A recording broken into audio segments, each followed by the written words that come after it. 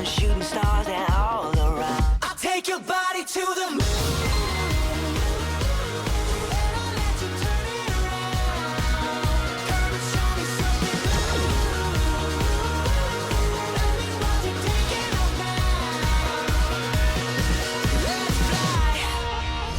안녕하십니까. 정치하는 불독 장현 기자입니다. 6일 지방선거가 끝나고 꼬박 2주가 지났습니다. 정말 후보자들이 많았죠. 이 많은 후보자에다 공약까지 꼼꼼히 살펴보시고 이 투표소까지 직접 다녀오신 유권자 여러분 모두 수고 많으셨습니다. 이 수고한 유권자들에게 저희 정치하는 불독 제작진이 또다시 살짝 부담을 드리고 싶은데요. 당선자들이 공약을 잘 지키는지 저희와 함께 따져보고 감시했으면 합니다. 오늘은 경남 18곳의 시장 군수 당선자들의 면면과 공약들을 살펴보겠습니다. 함께 하실 분은 최한결 변호사, 박미애 변호사 나와주셨습니다. 반갑습니다. 안녕하세요. 네. 자, 이번 6일 지방선거 총평부터 한번 짚고 갈까요? 최 탐정부터 하시죠. 네, 저는 국민의 심판이었다라고 말씀드리고 싶습니다. 국민이 지난 대선에 이어서 2번이나 민주당을 심판했다라고 봅니다. 제가 축구를 굉장히 좋아하는데요. 축구 경기에 비유를 하자면은 대선은 전반전이었다면은 지금 지방선거는 후반전이었다. 후반전에서 우리 국민의힘이 쐐기골을 넣어서 승리를 했다라고 평가를 드리고 싶습니다. 연장전도 있잖아요. 연장전까지 안 가도 됩니다. 네. 네, 박변 얘기해 주시죠. 저도 뭐 뻔한 평가일 수도 있는데 국민의힘이 싹쓸이를 했다. 그리고 지난 대선에 그대로 국민의 이제 여론이 이어진 선거였다라고 생각하고 주변에 보면 민주당이나 정의당을 지지하시는 분들은 아예 투표장에 가지 않는 경우도 좀 왕왕 보였고요. 그래서 어떻게 보면 맥없이 끝난 선거였기도 한데 다만 이제 그 자치단체장과 도의회가 같은 당이 지금 다 싹쓸이를 하는 바람에 이게 제대로 된 견제와 감시가 될까라는 좀 우려가 있습니다. 네, 알겠습니다. 저희 약속대로 경남 18곳의 시장 군수 당선자들 몇 명부터 한번 보겠습니다.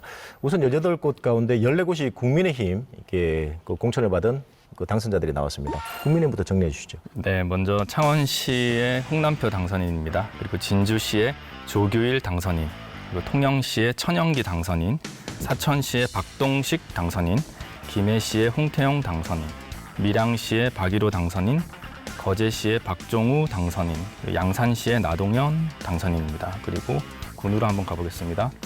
고성군의 이상근 당선인, 그리고 함안군의 조근재 당선인, 창녕군의 김부영 당선인, 그리고 산청군의 이승화 당선인, 거창군의 구인모 당선인, 합천군의 김윤철 당선인입니다. 네.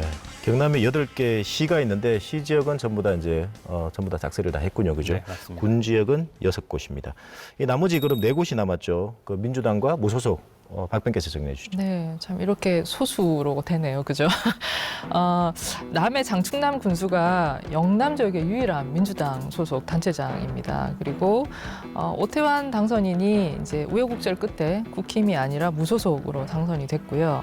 그다음에 하동도 역시 무소속의 하승철 당선인이고, 그다음에 함양에도 진병영이 역시 무소속으로 당선인이 되었습니다. 네.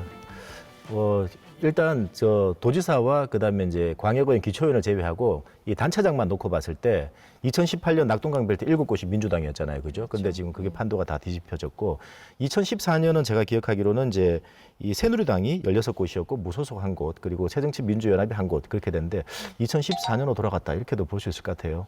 그렇죠. 뭐 결과만 본다면 어떻게 좀 정리해 보실까요? 저는 좀 안타깝지만 촛불 이전으로 돌아갔다라고 네. 평가하고 싶습니다. 네.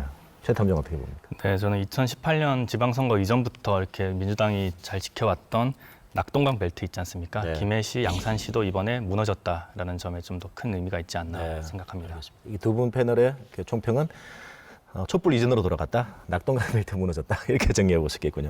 자, 가장 관심이 가는 게 뭐 한 곳에 불과하지만 가장 관심이 역시 남해였습니다. 남해에서 도대체 무슨 일이 있었던 건지 이런 기사도 최근에 많이 찾아봤어요. 자, 그래서 이제 우리 장충남 이 후보가 56.14%, 그리고 리턴 매치죠. 박영일 후보 43.85%니까 이 두 번 같이 해서 이제 이렇게 리턴 매치에서 이기게 됐는데 원인이 어디 있다고 보십니까?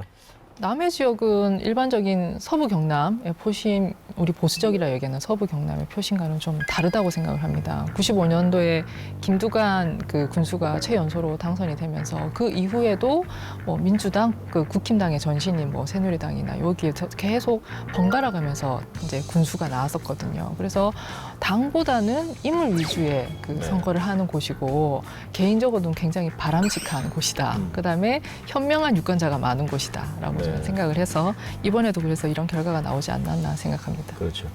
이 특이했던 게요. 직전에 열렸던 대선에서만 하더라도 이재명 후보가 33.91% 그리고 윤석열 후보가요 61.86% 했고 그리고 같이 치러진 지방선거에서 이 국힘 박완수 도지사 후보가 63%였고 그다음에 양문석 후보가 30%, 31%가 그랬죠, 그죠? 네, 맞습니다. 그래 같이 선거에서도 이제 이게 국힘에 많은 지지를 해줬는데 어쨌든 이제 이 군소 선거에서만큼은 이제 민주당 그 후보에게 이제 많은 표를 줬단 말이죠.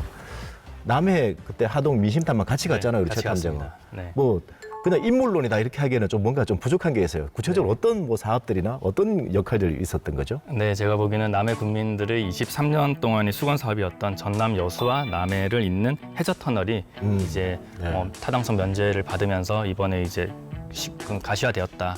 그런 거와 더불어서 남해 군청이 이번에 또 새롭게 또 지어지지 않습니까? 이런 것들 그리고 경찰 연수원 건립하겠다 이런 것들이 합쳐져 가지고 새로운 인프라 구축을 통한 관광 활성화 그리고 인구 증가 그리고 많은 분들이 관심을 가지는 부동산 가격의 상승 이런 것들이 좀 종합적으로 접목을 해서 이번에 재선에 성공할 수 있지 않았나라는 생각을 해봅니다. 네, 이 남해 국민들이 대단한 게요. 이 말만 하는 후보자에게 표를 주지 않습니다. 뭔가를 정말 진짜 실천을 해야 됩니다. 그러면 국민들 참 이렇게 좀 위대하다는 생각이 듭니다. 그죠? 돈 받아야겠네요. 네, 알겠습니다. 자, 그래서 이제 영남권 유일한 민주당 그 단체장으로 이제 장충남 남해군수 얘기를 한번 들어봤고요. 자, 그러면 이제 뭐 본격적으로 저희가 이제 민심 탐방을 떠날 곳이 이번에 이제 김해부터 갈 텐데요. 홍태웅 김해시장 당선됐지 않습니까? 4번 도전했어요. 선거. 도의원 1번 도전했고 총선 2번 했으니까 그죠? 네네. 야, 이번에 당선된 배경 뭐라고 보십니까?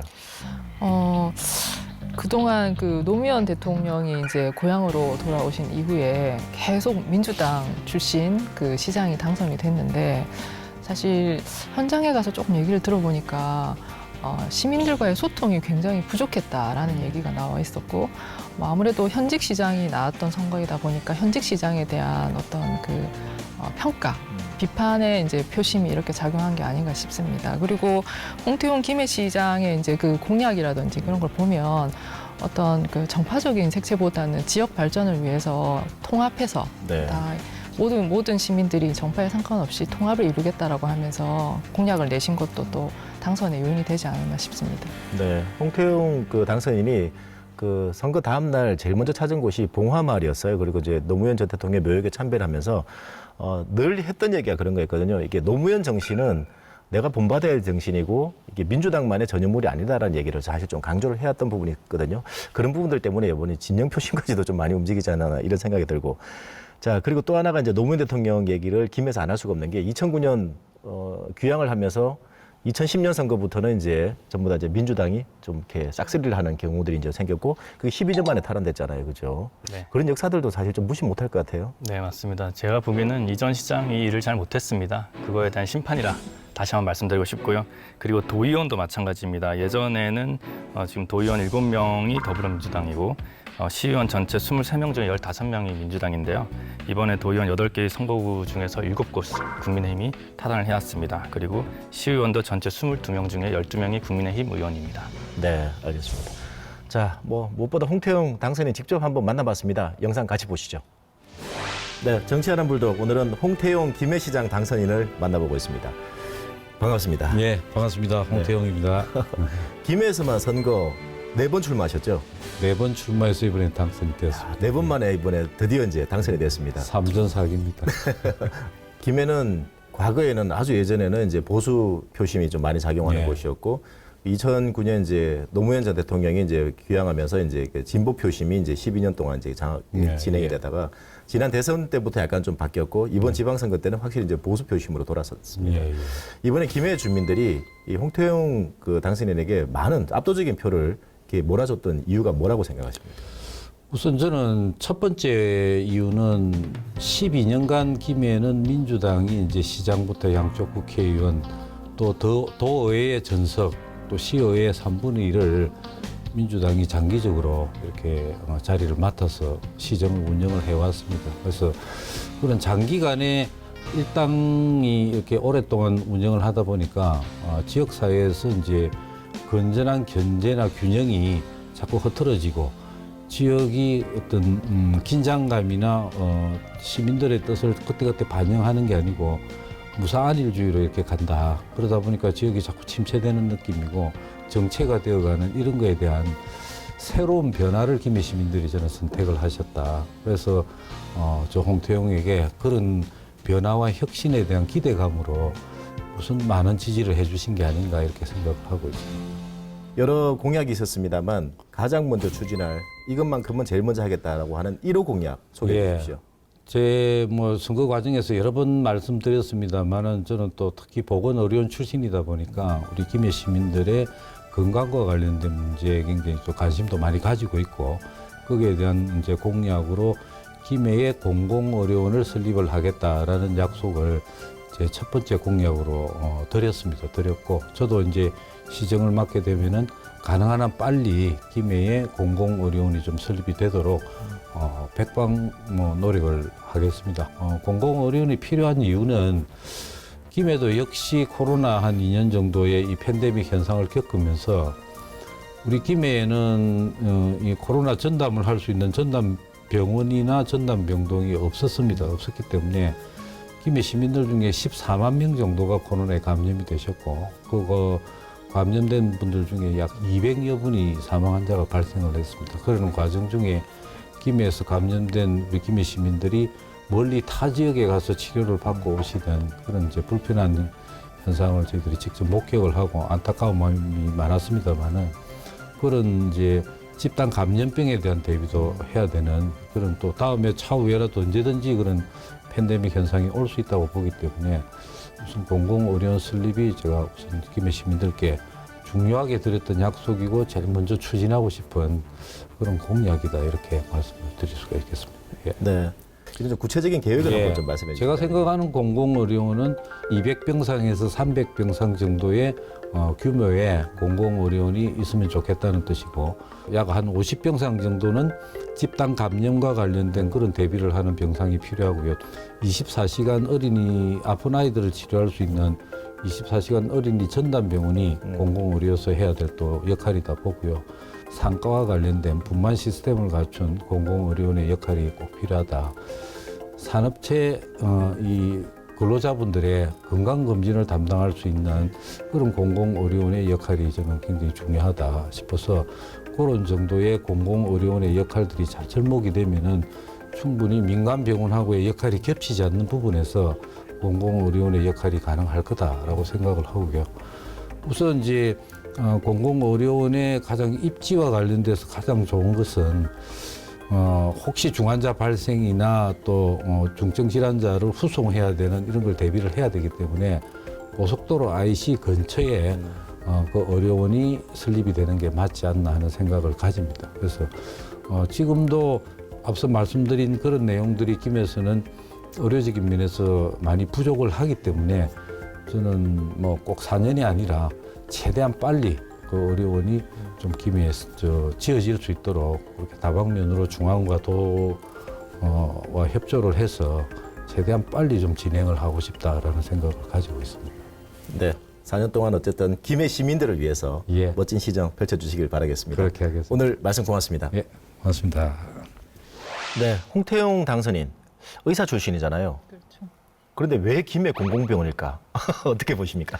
저는 사실 의사 출신이셔서 공공병원 설립하겠다라고 하면 일반 그 이제 사설병원 하시는 분들이 좀 반발이 있잖아요. 네. 그래서 좀 의아하게 생각했는데 이게 상황이 그렇지가 않더라고요. 김해가 인구가 54만이거든요. 정말 큰 도시입니다. 그런데 공공병원 아예 없고요. 그다음에 대학병원급도 없습니다. 네. 그리고 종합병원급 병상이 1,200여 개밖에 없는데 이게 네. 인구수로 환산하면 444명당 병상 1개 정도. 아. 이게 진주나 창원에 비해서도 훨씬 떨어지는 숫자거든요. 그러니까 지역 주민들이 의료 서비스에 대해서 불만이 많이 생길 수밖에 없는 현실입니다. 네. 병원 그 베드 하나당 이제 인구가 제가 알기로 양산이 약 한 200명 정도 되는 걸로 알고 있거든요. 그게 비하면 2배 넘는다는 얘기군요. 이게. 그렇죠. 네, 심각한 상황이네요. 자, 그래서 이제 우리 박 배원이 이 공공병원에 대해서 김해 주민들이 어떻게 생각하는지 직접 민심 탐방을 가봤습니다. 함께 보시죠. 그 홍태용 당선인의 1호 공약으로 지금 나와 있는 김해 공공병원 설립에 대해서 여기 그 시민분을 만나서 한번 얘기를 들어볼까 합니다. 왜 하필이면 김해에서 공공병원인가라는 의문이 조금 들거든요. 젊은 그 우리 엄마, 아이를 둔 어머님을 만나서 한번 얘기를 들어보도록 하겠습니다. 정치하는 불도 혹시 보신 적 있으세요? 네, 애청자입니다. 어이, 반갑습니다. 애청자가 점점 늘어나는 것 같아요.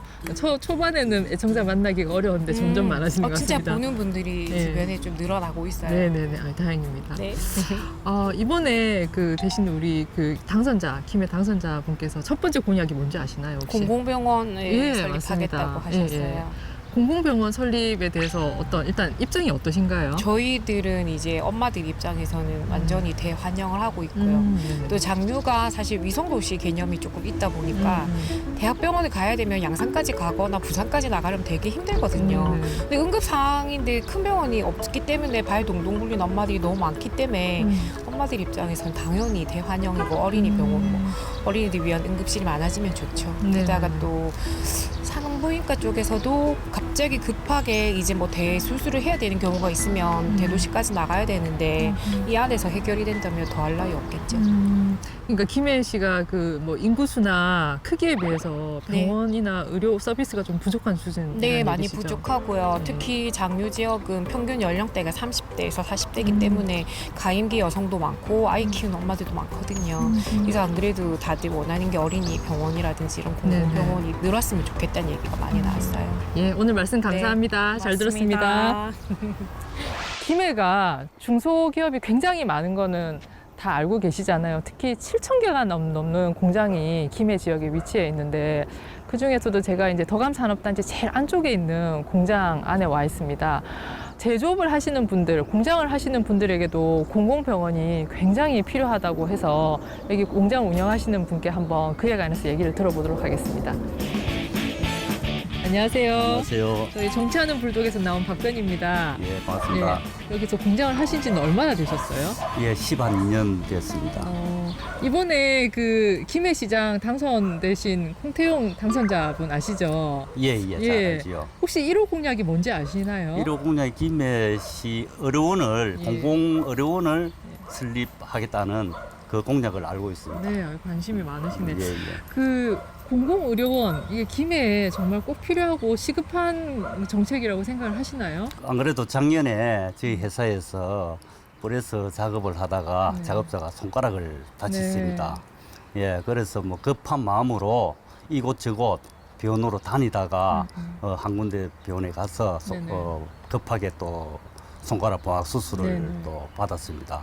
그래서 저희들은 사실 그 의료원이 하나 있으면 좋은 게 또 우리가 바라는 거는 응급실, 네. 예, 응급실이 있음으로써 24시간 네네. 돌아가면서 우리 지원이 예를 들어서 다쳤을 때 네. 언제든지 갈 수 있도록 예. 그렇게 하면 좋겠고 또 두 번째는 산재, 네, 산재 처리가 사실 좀 힘이 듭니다.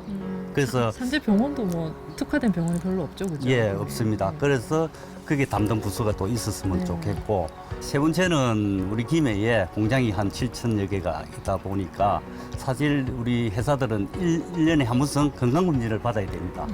예, 그 건강검진을 받을 때가 사실 마땅한 데가 없습니다. 네. 예, 그래서 공공의료원이 생기면은 네. 예, 상당히 편리하겠습니다. 네, 뭐 이렇게 사업을 하시는 분도 정말 필요가 절실한 상황이네요. 예, 네, 알겠습니다. 오늘 말씀 감사합니다. 예, 네. 고맙습니다. 네. 저는 지금 장류 이동에 와 있습니다. 상가 주변을 지나고 있는데요. 옆에 보니까 부동산 사무실이 보여요. 부동산에 들어가면 공공병원 입지에 대해서 얘기를 좀 들어볼 수 있을 것 같아서 한번 들어가서 말씀을 나눠보겠습니다.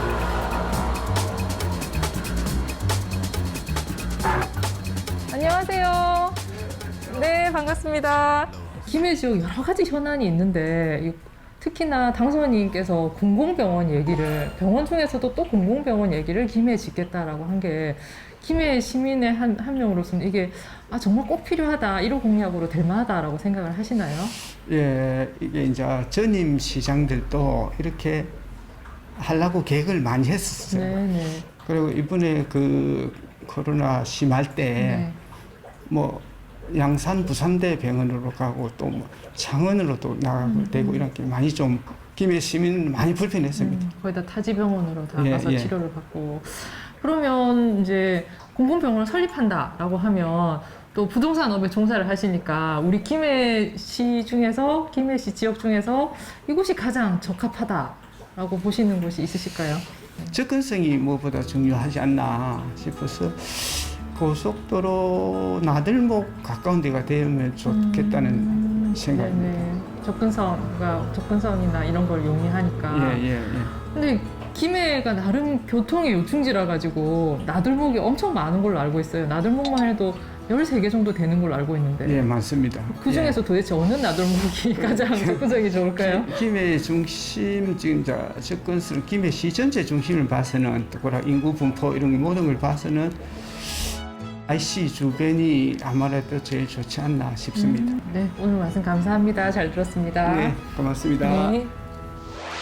네, 부동산 사장님께서 땡땡 IC라고 하셨는데 김해 고속도로 나들목이 13개 정도 그죠? 그렇죠. 예, 어디라고 특정하지는 않았습니다.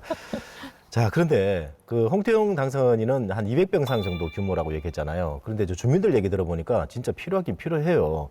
그런데 200병상 가지고도 모자라겠다는 생각이 드는 게 예. 어린이 전담, 그리고 산과, 그다음에 산재, 24시간 응급실인데 저도 김해 살지만 제가 참 많이 듣는 게 있거든요. 공장이 많지 않습니까? 네네. 단순 절단 사고가 많이 생기세요. 일을 작업을 하다 보면 그러다 보면 이제 이게 빨리 그 절단된 손가락을 들고 가면은 봉합 수술을 하게 되면 이제 다시 이제 그 완치가 될 수 있는데 시간이 지나고 병원을 여러 군데 다니면서 이게 좀 장애 등급까지 받는 경우가 생기거든요. 김해 이런 병원이 생기면 정말 근로자들 많이 환영하실 것 같아요. 네네. 네. 저도 그래 민심 탐방을 가보니까 이 공공병원에 대한 필요성을 인식하게 된 거는 뭐 말할 필요도 없이 코로나19였던 것 같고요. 코로나19에 예를 들어서 아이가 뭐 이제 확진이 됐는데 다른 지역 병원에서 치료를 받아야 되니까 가족, 특히 엄마가 너무 이제 마음이 아파가지고 그런 경우도 얘기하시는 경우도 있었고요. 또 하나는 말씀하신 것처럼 산재 같은 경우에는 사실 그 봉합수술이나 이런 것도 중요하지만 건강검진 얘기도 하잖아요. 네. 건강검진을 받아야 되는 근로자들이 굉장히 많은데 거기에 특화된 병원이 전혀 없다라는 거죠. 그리고 그다음에 그 산부인과 얘기도 잠깐 나왔는데요. 특히 이제 장려 지역 같은 경우에 이제 젊은 부부들이 많은 사는 지역 같은 경우에는 이제 아이들도 많이 출산을 하고 이렇게 하는데 제 주변의 지인만 해도 아이가 밤에 급하게 아플 때 아이가 갈 수 있는 응급실이 정말 없어가지고 부산까지 가는 경우도 있었다고 하더라고요. 네. 그래서 산부인과, 소아과 같은 게 이게 정말 수요가 많이 있음에도 불구하고 없다 보니까 공공병원을 통해서라도 이거를 좀 해소를 하겠다라는 이제 그런 취지인 것 같고 말씀하신 대로 200 내지 300 병상 가지고 과연 이게 뭐 다 충족이 될까 하는 정도로 수요가 굉장히 많은 것 같습니다. 네. 홍태용 당선인 뭐 임기 내가 아니라 지금 되도록 빨리 설립하겠다 이렇게 강한 의지를 보이고 있어요. 그리고 이제 그 뭐 비하인드 스토리인데 그 윤석열 대통령이 후보 시절에 김해에 와서 또 약속한 얘기도 있다면서요. 네, 맞습니다. 김해 오셔가지고 1공공기관 1국책사업이라는 이제 공약을 약속을 하셨습니다. 네. 그것과 이번 공공병원이 좀 연계가 돼가지고 빨리 뭐 공공병원이 지어지면은 모든 그 시민들에게 좋은 점이 아닌가라는 생각이 듭니다. 네. 최근에 정부에서도 이 공공병원 관련해서 정책을 발표하는 것 같던데요. 네, 맞습니다. 작년에 이미 벌써 그 공공보건의료 기본계획을 발표를 했습니다. 2025년도까지 4.7조 원을 들여가지고 이렇게 뭔가 많이 짓겠다라고 했고요. 뭐 일단 우리 윤 정부도 지역 간의 의료 격차를 줄이고 뭐 필수 의료를 확대하는 의료 공공성의 강화의 필요성 뭐 절실히 깨닫고 있다고 합니다. 네, 알겠습니다. 후보자들 여러 공약이 있습니다만 제대로 하나 실천하는 공약, 알토란 같은 공약 하나만이라도 제대로 이행하기를 좀 강력히 바랍니다. 다음 함양으로 가볼까요? 함양의 무소속 진병영 군수 당선인이 있는데 함양은 제가 알기로는 그 사람으로 따지면 7명이고 그 10번의 이 군수가 있었는데 그중에 7명이 무소속이었어요. 네, 맞습니다. 맞습니까? 네, 7번의 군수 선거가 있었는데요. 그중에 10번의 군수 선거가 있었고 이제 7번이 무소속 당선이 됐습니다. 네. 그리고 사람으로 말씀드리면은 7분이 계셨는데 그중에 6명이 무소속으로 당선이 됐습니다. 네. 그만큼 무소속이 강세다. 그렇죠. 이 진병영 그 후보가 이게 그 국힘 추천 그 공천을 받은 서춘수 후보와 이번에 처음이 아니잖아요, 그죠? 네, 맞습니다. 지난 2018년 선거 때도 리턴 매치였는데 이렇게 또 당선이 됐는데 또 무소속으로 됐단 말이죠. 정말 좀 특이한 역사가 있습니다. 진병영 함양 군수 당선인 만나봤습니다. 함께 보시죠. 네, 정치하는 불독 오늘은 진병영 함양 군수 당선인을 만나보고 있습니다. 반갑습니다. 반갑습니다. 축하드립니다. 감사합니다. 두 번 도전이죠. 두 번 도전 만에 군수 당선되셨습니다. 우리 함양 국민들께서 그런 기대가 큰 만큼 많은 표차로 당선을 시켜주신 우리 함양 국민께 먼저 진심으로 감사를 드립니다. 함양 군민들 만나뵈면 역대 군수 중에 4분이나 이렇게 현직에 있을 때 구속됐던 사례들을 많이 기억하시고요. 네. 또 지금까지 이제 그 당선인을 포함해서 10명 가운데 7명이 무소속 이 당선인이 나왔습니다. 군수 네. 가운데. 이런 함양의 표심, 민심을 어떻게 보십니까? 조선시대부터 자안동 우암양하는 선비골이었는데 최근에 불미스러운 일이 있어서 저 역시 참 안타깝습니다. 이것을 이제 끊겨서 정말 선비다운 함양골이 돼야 될 걸로 보고 있고요. 또 우리 함양 국민들께서 무소속을 많이 당선을 시키기 위해서 한 건 아닌 것 같고 저 역시 공천을 받았었지만 낙선도 해봤습니다. 그만큼 우리 함양 국민들이 선거에 있어서만큼은 후보자를 보고 선택을 하시는 굉장히 선진화되어 있는 우리 함양 국민이 아닌가 하는 생각을 합니다. 네. 당선된다면 여러 공약 중에 이것만큼은 가장 중요하게 생각하는 공약, 1호 공약 어떤 게 있을까요? 예, 제가 8대 공약 중에 제1호 공약이 청렴도입니다. 네.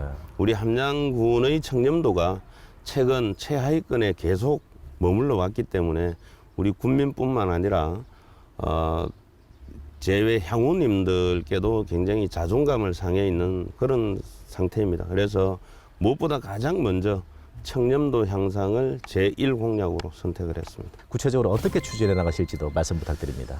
정말 어려운 일이기도 합니다. 쉽지 않은 일이라는 거 당연히 알고 있습니다. 하지만 저부터 바뀌겠습니다. 저부터 바뀌어서 우리 700여 공무원이 같이 한다면 충분히 청렴도 향상을 할 수 있다고 보고 청렴도가 향상이 되어야만이 우리 국민들께도 존중받는 공무원이 될 것이고 공무원들이 하는 업무에 대해서도 인정을 받을 수 있다고 봅니다. 자, 무소속이지 않습니까? 네.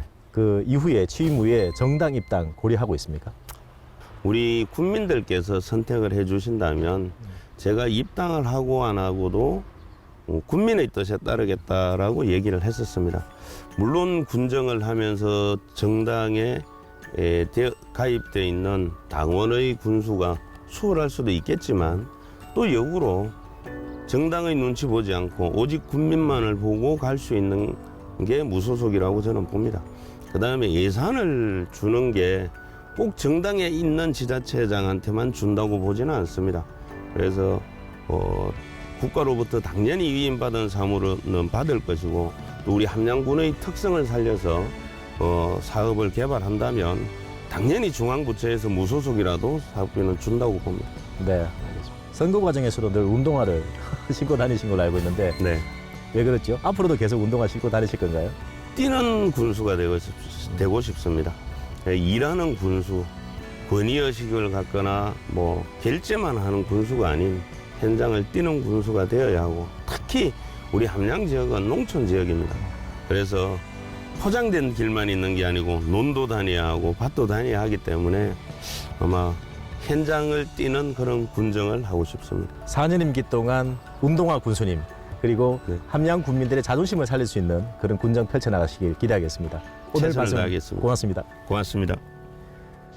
이 청렴도 향상을 1호 공약으로 내세웠습니다. 어떻게 보세요? 굉장히 신선한 공약이죠. 뭘 짓겠다, 어떤 개발을 하겠다 이게 아니고 청렴도를 이제 1호 공약으로 내세웠다는 거는 지금 말씀하신 것처럼 여러 흑역사들, 군수들이 구속되는 흑역사들을 보면서 국민들이 갖고 있는 그 화 내지 울분을 정확하게 반영한 국민들의 니즈를 정확하게 반영한 공약이 아닌가라고 생각합니다. 네, 알겠습니다. 직접 함양 가본 우리 최 탐장은 또 어떻게 보셨어요? 네, 진짜 군수가 5명이 있었는데 그 전에 4명이 다 구속이 됐다는 것 때문에 이런 1호 공약이 나온 것 같고요. 그리고 무엇보다 종합 청렴도를 5년간 평가하니까 이게 진짜 4등급, 5등급, 4등급, 4등급, 4등급 이렇게 나왔습니다. 네. 그리고 오히려 외부에서는 5등급을 줬는데 내부 청렴도는 2등급을 줬다. 이런 것 때문에 좀 더 좀 겸허한 자세로 종합 청렴도를 1위로 가자. 이런 군수의 공약이 나온 게 아닌가라는 생각합니다. 아, 그러니까 청렴도 평가에서 네. 외부 평가는 전부 다 최하위 점수였는데 그 군 내에서 자체 평가는 2등급을 줬습니다. 좀 우리는 위만하면 된다. 네, 뭐. 이만하면 1등급 중엔 조금 애매하지 않습니까? 1등급은 네네. 아무나 안 주는 건데 2등급을 주자라고 했는데 외부는 다 5등급을 줬습니다. 네. 최 탐정 이걸 들고 이제 민심 탐방을 나볼 텐데요. 국민들이 이 부분에 대해서 얼마나 정확하고 깊이 있게 보시는지 영상 함께 보시죠. 네, 최 탐정이 함양의 읍내에 나와 있습니다. 이번에 함양 군수로 당선된 당선인은 1호 공약으로 청렴도 1등급을 내세웠는데요. 보통의 군수 당선인 같은 경우는 1호 공약으로 뭐 토목 개발 사업이라든지 어떤 가시적인 공약을 내세우기 마련인데 함양 군수 당선인 같은 경우는 왜 청렴도 1등급을 그 공약으로 내세웠는지 함양 주민들에게 직접 이유를 한번 들어보도록 하겠습니다.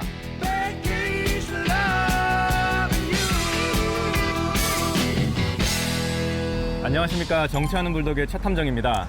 너무 열심히 잘 보고 네, 너무나 감사드립니다. 이번에 새롭게 당선된 군수가 그 1호 공약으로 청렴도 1등급을 내세웠는데 그렇게 된 이유가 뭐라고 생각하십니까? 일단은 함양 국민들이 청렴도 문제에 가장 민감하다고 생각을 하고 있기 때문에 지금 당선자께서 첫 번째 공약으로 내세우신 것 같고요. 왜냐하면 지금 8년간 청렴도 조사에서 최하위를 유지하고 있습니다. 네, 그러면 우리 함양이 정말 청렴도가 1등급이 되려면 어떻게 해야 될까요? 일단은 매년 그렇지만 작년 같은 경우에도 국민들이 외부 평가에서 5등급을 줬습니다. 최하위 등급인데요. 공무원들 내부에서는 스스로 내부 청렴도를 2등급을 줬습니다. 그러니까 상당히 그 청렴도에 대한 인식의 갭이 큽니다. 그게 이제 개선이 돼야 될 것 같고요. 왜냐하면 국민들은 청렴도가 낮다고 생각하는데 공무원들은 우리는 청렴도가 높다. 그러니까 이 정도면 돼. 라고 생각을 하시는 걸 좀 인식을 개선을 하셔야 되는 게 이 정도도 부족하다. 조금 더 청렴도를 위해서 개선을 해야 된다. 라고 생각을 하셔야지 사실은 이 문제가 조금 해결될 수 있다고 생각합니다. 네. 오늘 말씀 너무 감사드립니다. 네, 고맙습니다. 네. 안녕하십니까. 정치하는 불독의 최 탐정입니다. 네, 안녕하십니까. 네, 혹시 함양에 사신 지는 얼마나 되셨어요? 함양은 저희가 이사 온 지 한 6년 정도 되는 것 같습니다. 혹시 어떤 일 하고 계세요? 지금 작은 식당 하고 있습니다. 돈가스 가게. 식당 어떻게 잘 되나요? 코로나로 좀 힘들었는데 조금씩 나아는 지고 있는데 지금 또 원재료 가격이 올라서 저희는 또 식용유 가격이 많이 올라서 그것 때문에 좀 힘들어요. 그렇군요. 예. 이번에 당선된 군수가 예. 제 1호 공약으로 그 청렴도 네네. 1등급을 내세웠는데 혹시 함양의 청렴도가 1등급이 되기 위해서는 어떤 일을 해야 된다고 보십니까? 일단 공무원들이 좀 투명해야 되는 것도 있고 그다음에 또 하나는 그 군수님 하고 했을 때 저희가 듣기로는 수의 계약이 있는데 그 수의 계약을 조금 더 투명하게 좀 운영을 하셨으면 좋겠다는 거 하나. 그다음에 그 조달청으로 인해 가지고 조달이 되는 것들이 있는 걸로 알고 있는데 그게 이제 공무원들하고 업체들하고 결탁이 돼 가지고 그 업체를 이제 클릭을 해주는 걸로 알고 있는데 그런 부분에서 개선할 수 있는 방법을 좀 연구를 하시고 그리고 또 시민 단체들하고 그런 부분에 대해서 좀 공론화 시켜가지고 의논을 좀 하셔야 되지 않을까 그런 생각을 하고 있습니다. 오늘 말씀 너무 감사드립니다. 네, 고맙습니다. 감사합니다. 함양의 병곡면에 나와 있습니다. 너무나 아름다운 경관이 펼쳐져 있고요. 저기 앞에는 대봉산 자연휴양림이 있습니다. 너무나 좋은데요. 오늘 지난 정치하는 불독에 출연하셨던 전직 공무원을 만나서 함양의 청렴도에 대해서 물어보는 시간을 가지려고 하는데요. 어떤 말씀을 해주실지 너무나 기대가 됩니다. 과거에 그 4명의 군수가 재판받고 구속되고 그랬잖아요. 예, 그렇습니다. 그런 거를 바라보는 게 뭐 주민들의 마음은 어때요? 참 안타까운 마음입니다. 예. 또 한 가지로서는 주민으로서 제대로 역할을 못한 것이 아닌가 하는 그런 아쉬움도 있고 그렇습니다. 그동안 잘 지내셨어요? 예, 바쁘게 지냈습니다. 네, 몇 개월 만에 뵙는데 너무 반갑습니다. 예, 반갑습니다. 네, 요즘 어떻게 지내세요? 본격적으로 이제 농사철이 시작되다 보니까 뭐 시골에는 요 시기에 벼 심고 또 고추나 기타 작물도 수확 일부를 하고 이러다 보니까 하루가 참 모자랄 정도로 바쁜 생활을 하고 있습니다. 네, 그러면 이 함양이 청렴도가 이렇게 낮아지게 됐던 어떤 이유가라도 있는지 한 말씀 부탁드립니다. 함양이 지리적으로 상당히 좀 진주나 대구나 이 대도시하고는 조금 거리가 있습니다. 그러다 보니 옛적부터 좀 교류가 적었고 또 외부에 대한 이제 영향이 좀 적고 이러다 보니까 외부에서 영향이 없고 하니까 내부에서 어떤 그 자정 능력이 없습니다. 그리고 이제 소위 말해서 그 군수직에 있는 이런 분들이 자기 스스로 좀 그 청렴을 해야 되겠다 그런 노력을 하지 않고 안주를 하는 바람에 아마 그 두 가지가 아우러져서 아마 청렴도가 더 떨어진 것 같습니다. 네, 오늘 말씀 너무 감사드립니다. 네. 감사합니다. 네. 야, 주민들 얘기 들어보니까 그 답이 다 나왔어요, 그죠? 그러니까 이제 왜 1호 공약이 청렴도가 나왔는지도 또 알 수 있는 거죠. 네. 다 말씀하시는 게 공무원 인사할 때 비리 없도록 해라. 그다음에 공공 입찰이나 계약할 때 비리 없도록 해라. 네. 그리고 내부에 이제 자정작용을 좀 높여야 된다. 자정 능력을 높여야 된다라고 하시니까 주민들은 이미 답을 다 알고 계시고 다만 그 위정자가 그걸 안 하고 있었던 것뿐이라고 보이고요. 그렇게 보면 함양 국민들이 정치인들보다 훨씬 똑똑하고 위대하시다. 네. 말 좀 들어라. 이렇게 말하고 싶네요. 알겠습니다. 함양 국민들이 사실 좀 자존심 상해하는 게 인근 산청하고 좀 비교를 많이 하시잖아요. 네, 맞습니다. 산청은 작년에 이제 지역 청렴도 평가에서 1등급을 받았습니다. 전국에서 유일하게 1등급을 받았는데요. 이 산청은 예전부터 2등급 받다가 이제 계속 2등급 받으니까 1등급 한번 준다가 아니라 원래 이렇게 깨끗한 도시였습니다. 보면은 군수가 전직 군수가 재임 기간 중에 어떤 비리 사건으로 낙마를 하거나 이렇게 뭐 실적한 그런 게 없습니다. 네. 그리고 이런 일도 있었지 않습니까? 저희 그때 정동에서 나왔었는데 지난 직전 군수가 재선을 그냥 포기하고 네, 이재근 군수가 안 삼선 나오겠다. 포기했죠. 네, 그 정도로 일단 뭐 청렴하고 욕심이 없다 이렇게 볼 수 있겠습니다. 네, 알겠습니다. 그러다 보니까 좀 더 함양 주민들이 산청과 비교해서도 우리 지역은 좀 더 이렇게 청렴해야 돼. 그리고 좀 선비의 고장답게 이런 거 좀 자정작용을 해야 된다. 이런 요구들이 좀 많았던 것 같습니다. 자, 그래서 이제 우리 함양까지 좀 살펴봤고요. 창원도 살펴봐야 되잖아요. 경남의 수부도시 홍남표 이 창원시장이 당선됐습니다. 제가 지난 방송 때도 한번 말씀드렸는데요. 제가 김해가 집이지 않습니까? 네. 창원으로 주로 일을 하러 나와요. 4년 동안 제가 어떤 그 불편에 있었냐면 식사 자리에 가면 이제 허시장에 대한 물어봐요. 그러면 제가 어느 지역 허시장을 얘기하세요? 창원과 김해가 둘 다 4년 동안 그 허시장이었어요. 네네. 지금 이제 또 둘 다 홍시장이 되셨네요. 자, 홍남표 후보가 59.54%로 이제 당선이 됐고요. 허성무 후보가 선전했는데도 불구하고 40.45%였습니다. 어떻게 봅니까? 뭐 피해가지 못했다. 정권 아까 말씀하신 정권 심판론, 그다음에 국힘의 그 바람. 뭐 선거는 바람이라고 얘기하는데 저는 사실 오늘 이 여러 분석이 어떻게 보면 좀 무의미할 정도로 바람이 휘몰아쳤다라고 생각이 되고요. 그다음에 이번에 그 당선된 홍남표 그 당선인 같은 경우에는 처음에 나올 때만 해도 그렇게 인지도가 크게 높지 않았다고 생각합니다. 그런데 이제 그 국힘당 후보로 큰 잡음 없이 지금 선정이 됐어요. 그 이후에는 이제 쉽게 당선까지 올라갔다고 그렇게 보입니다. 네, 지금부터 좀 더 이제 살펴봐야 된다라는 취지로 들립니다. 네, 그렇습니다. 네. 자, 주요 뭐 공약들도 있고 그 여러 이제 선거 과정에서 좀 재미난 얘기도 있을 거 아니에요. 우리 최 탐정 홍남표 후보에 대해서 어떻게 보십니까? 일단은 굉장히 스마트하고 일단은 멋있는 후보다라고 생각이 들고요. 일단은 제가 굉장히 좀 관심 있게 보는 공약이 청년들이 꿈꾸는 도시 창원 만들기라는 공약이었습니다. 제가 또 청년이지 않습니까? 거기서 보니까 일단 일자리를 좀 새롭게 좀 개편을 하겠다. 4차 산업혁명에 맞춰가지고 많은 일자리들이 나올 건데 거기에 청년들 집어넣겠다라는 공약이 있었고요. 그리고 청년들이 창업을 좀 자유롭게 할 수 있도록 청년 창업 펀드를 만들겠다 이런 공약도 있었습니다. 그래서 무엇보다 20년 장기 무상 사용 주택 이런 것들이 굉장히 좀 눈에 와닿았습니다. 왜냐하면은 요즘 저희 젊은이들이 이제 마통이라고 그러죠. 그 엄마 통장이라고 하는데요. 엄마 통장, 엄마의 도움 없이는 집을 못 사는 게 현실입니다. 그래서 이제 20년 동안 장기 무상 사용 주택을 공급하겠다. 그렇죠. 네. 이런 뭐 공약들이 굉장히 좀 신선하게 와닿았습니다. 네. 저도 주요 공약 좀 살펴봤는데요. 뭐 4차 산업 그 혁명의 메카 창원 이렇게 해서 이제 원전 산업도 활성화시키고 이제 이런 얘기들이 있었는데 저 개인적으로 굉장히 좀 관심 있게 본 공약이 해양 신도시 도서 마산만을 어떻게 할 건지였는데 이 홍남표 당선인 같은 경우는 후보 시절에 케이블카였어요. 그러니까 지금에 있는 어시장에서 해양신도시, 도섬, 그리고 이게 가포가 아니라 귀산동까지 연결하는 케이블카였거든요. 한 바퀴 순환형으로 이제 연결한다는 얘기인데 이게 가능할까? 그 상대적으로 이제 허성무 당시 후보 같은 경우는 이 보도교였거든요. 해양신도에서 도섬까지 연결되는 이제 보도교였는데 이건 좀 뭐 그냥 할 수 있겠어라고 생각했는데 케이블카를 어떻게 할지는 정말 한번 지켜봐야 될 것 같습니다. 가능할 것 같습니다. 저는 이번에 특례시로 변경이 됐지 않습니까? 네. 특례시로 좀 탈바꿈을 하면서 경남도지사의 좀 눈을 좀 벗어날 수 있지 않을까 싶고요. 무엇보다 창원이 굉장히 그때도 불도가지가 말씀하셨듯이 해안선이 320km가 네. 되는 큰 아주 해양 도시입니다. 그걸 좀 더 이렇게 발전을 시켜야 되지 않을까 싶습니다. 네. 자, 이거 뭐 지금 특례시 얘기 나왔으니까 자연스럽게 창원은 이 역내 문제도 있지만 이게 주변과의 관계도 굉장히 중요해요. 경상남도와 창원시와의 관계 사실 지금까지 역사적으로 다 좋은 게 아니었거든요. 그리고 인근 17개 나머지 시군과의 관계도 좀 그래요. 진주시만 하더라도 이 창원 특례시 지정된 이후에 지금 현재 뭐 조규일 이제 시장이 당선이 다시 됐습니다만 특례시 되고 나서 경상남도 청 진주로 환원해라 이런 요구를 계속하고 있지 않습니까? 이런 부분들도 이제 풀어야 될 문제 같습니다. 어떻게 보세요?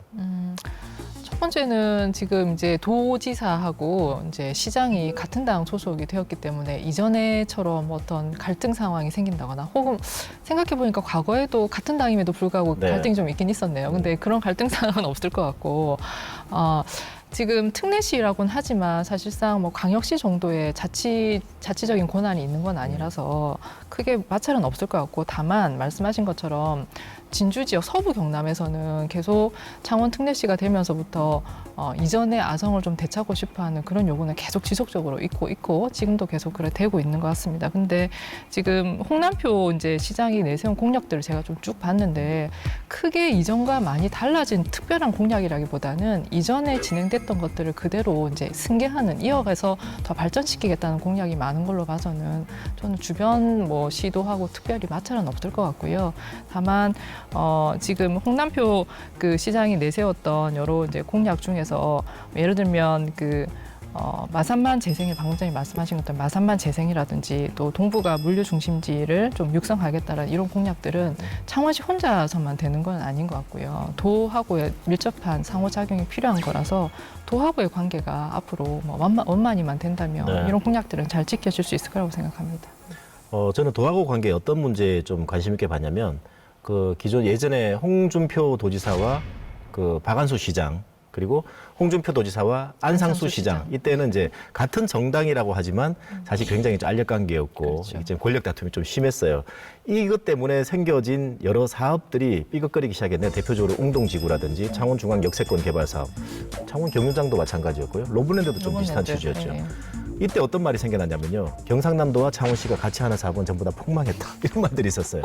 이게 사업적으로 풀어야 될 문제를 정치적으로 이제 이해관계가 엇갈리다 보니까 이런 문제가 생겼는데 이게 매듭이 다 지어진 게 아니거든요, 지금까지. 맞습니다. 네. 자, 그러다가 이제 기존에 이제 김경수 지사와 허성무 창원시장과의 관계에서는 좀 괜찮았단 말이죠. 이게 다시 이제 이렇게 재연돼서는 안 되고 넘어서서 이런 문제들이 다시 좀 바로잡아야 된다, 안착을 시켜야 된다라는 과정까지 해결해야 되죠. 그래서 이제 박한수 도지사 같은 경우 창원시장을 해봤기 때문에 아마 현안에 대한 이해는 좀 있을 것 같아요. 네, 그런데 이제 어쨌든 홍남표 당선인이 어떻게 좀 더 이걸 적극적으로 풀어나가느냐는 좀 다 지켜봐야 될 문제가 아닌가 싶고. 말씀하시니까 그 생각이 나요. 저는 도에 이제 자문을 하고 있다 보니까 말씀하신 웅동이나 로블랜드 관련해가지고 관련 회의가 굉장히 많이 있었거든요. 네. 계속 문제 상황이 터지고 하니까. 근데 그런 회의나 이제 내용을 보면 말씀하신 것처럼 창원시하고 도가 계속 엇박자를 내는 게 네. 굉장히 많았어요. 그런데 그게 담당 공무원 선에서 정리가 되지 않는 경우가 많았었거든요. 지금은 도지사하고 시장께서 좀 정치력을 발휘해가지고 엇박자 내지 않게 초반에 좀 잡아주셨으면 좋겠습니다. 네. 이 지점을 바라보는 도민들이 앞으로 더 많아진다는 거 좀 유념했으면 좋겠습니다. 자, 다음 우리 밀양으로 한번 가볼까요? 박일호 당선인이 3선에 성공했습니다. 그렇습니다. 예, 선거 전날 밀양 부부면에서 대형 산불이 났었죠. 네. 선거 포기하고 아예 그냥 산불 진화 현장에 갔고 당선 이후도 당선 의뢰 이런 거 전혀 없이 그냥 없이, 산불 진화 예. 현장에서만 이제 머물렀는데 이런 것도 눈여겨봤습니다. 3선 가능했던 이유 뭐라고 보세요? 잘 하셔서 되지 않았겠습니까? 그냥 평가는 간단한 것 같고요. 그다음에 3선에다가 당도 국힘당이시고 네. 그다음에 지역 민심이 그런 것 같습니다. 저는 특히 지자체장 같은 경우에는 크게 바람이 불거나 혹은 크게 실수를 하지 않은 이상은 사실 재선 3선이 원만하게 갈 수 있다고 생각을 하는데 밀양 지역이 그랬던 것 같고요.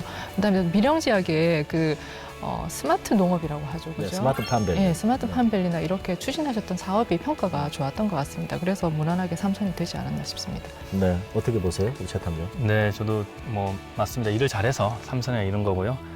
재임중 유치에 성공했던 밀양 나노 융합 그 산업단지 있지 않습니까? 그것을 완성시키겠다라는 그 이제 결연한 의지가 이번 투표에도 반영이 된 게 아닌가 싶습니다. 네. 아, 그러고 보면 남해와 밀양에 공통점이 있네요. 말만 한 게 아니라 가시적인 성과를 냈어요. 이 나노 국가 산단도 지금 다 완성은 되진 않았는데 지금 굉장히 입주가 많이 되고 있고 그리고 지금 거의 계약이 다 끝났거든요. 그러다 보니까 성과가 있는데 이 밀양 주민들 만나보면 이런 말씀들 많이 하세요. 밀양은 인구가 늘고 있는 거 아니야? 청년들이 왜 이렇게 안 보이던 청년들이 많이 생기지라고 했는데 이걸 밀양에서는 이제 우리 정치하는 불독이 이렇게 표현했어요. 긍정적 착시 현상이라고 했는데요. 실제로 인구가 늘어난 거 아니에요. 약간씩 줄어들고 있는데 줄어드는 속도가 굉장히 느리다는 것 하나. 그다음에 과거에는 이제 밀양에서 다른 지역으로 이렇게 출퇴근하던 밀양 주소를 안 둔 분들이 훨씬 많았는데 지금은 밀양으로 전입을 해와서 주소를 두는 분들이 훨씬 많은데 이게 청년들이 많다는 거죠. 이런 점들이 굉장히 좀 지역 경제 활성화가 되지 않았나 생각이 들고 스마트팜 혁신밸리 같은 경우도 마찬가지였죠.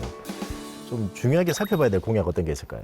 일단은 공약 중에 저는 시립미술관 건립을 굉장히 좀 눈여겨보고 있습니다. 일단은 그 미술관이 건립되어 있다는 것은 그 시의 품격을 알려주는 건데요. 예전에 저희 통영 갔었을 때 통영에도 시립미술관이 있었습니다. 네. 그것처럼 밀양에 시립미술관을 건립을 해서 일단은 뭐 하겠다 이런 거는 굉장히 좋아 보였습니다. 네, 알겠습니다. 예술의 고장, 독립운동가들이 좀 많이 배출된 고장이었는데 예술까지 좀 접근을 하시는 것들 굉장히 좀 눈여겨봐야 될 것 같고요.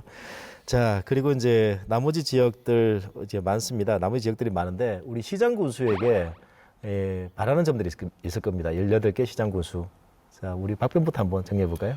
저는 지방선거에서 이제 정당 공천이 필요 없다라고 평소에 이제 주장해 왔던 사람인데요. 근데 그것과 무색하게 이번에는 참 정당 바람이 불어서 당선이 많이 된 것 같습니다. 그런데 제가 한 가지 이제 좀 꼭 말씀드리고 싶은 거는 의회와 이제 자치단체 장이 같은 당이 되면서 견제가 안 되는 그런 상황이 제발 안 됐으면 좋겠고 그렇게 하다 보면 선거는 4년에 한 번마다 꼬박꼬박 돌아옵니다. 그렇게 행정이 산으로 가는 일이 생기게 되면 이 유권자들이 무심한 것 같지만 선거 때가 되면 또 냉철하게 판단을 해주시는 게 또 유권자들이기 때문에 견제와 균형 잘 하면서 그 행정을 이끌어 주셨으면 좋겠다라는 말씀 꼭 드리고 또 하나는 정당 공천의 폐해가 그거지 않습니까? 지역 주민을 보고 일을 하지 않고 서울을 바라보고 일을 하는 제발 서울 바라보지 마시고 지역을 밑에를 보고 그다음에 현장을 다니시면서 좀 일을 꼭 해주시라라고 말씀을 드리고 싶습니다. 네, 저희 정치하는 불독과 함께 현장 다니다 보면 답이 많이 나오는데 그죠? 맞습니다. 알겠습니다. 최 탐정도 18명의 시장 군수 당선자에게 바란다. 어떤 게 있을까요? 네, 저는 오만과 뭐 독선, 아집을 강력히 조금 경계해야 되지 않을까 싶습니다. 제가 갔던 곳은 이제 함양이지 않습니까? 함양에서 보니까 뭐 다 그냥 구속이 돼요. 그거 보면은 이거는 이제 오만과 좀 아집이 있었지 않았나 싶고요. 그리고 항상 이제 좀 낮은 자세에서 겸손한 자세에서 주민들의 목소리를 좀 들어줬으면 좋겠습니다. 그리고 아무쪼록 4년 동안 몸 건강하셔가지고 낭만한 일 없이 끝까지 좀 주민들 위해서 힘써줬으면 좋겠습니다. 네, 알겠습니다. 네, 오늘 영상 보셨겠지만 이 주민들은 당선자들의 공약을 생각보다 훨씬 깊이 있게 알고 계셨고요. 그리고 이 기대감도 컸습니다. 중요한 건 4년 동안 이 공약을 잘 지키는지 지켜보는 역할일 것입니다. 이 다음 주는 경남도 의원들 누가 당선되는지 면면들을 살펴보겠습니다. 오늘 시청해 주셔서 고맙습니다. 선거법 위반 공소시효가 6개월이잖아요. 그럼 지금부터 바쁜 게 아니라 검찰이 이제 기소하고 나면 그때부터 바쁘겠네요. 네, 이제 워밍업하고 있어야죠. 워밍업. 네, 상담 뭐 많이 들어오고요. 상담 들어와야 될 텐데. 서울은 어때요? 들어오고 있습니다.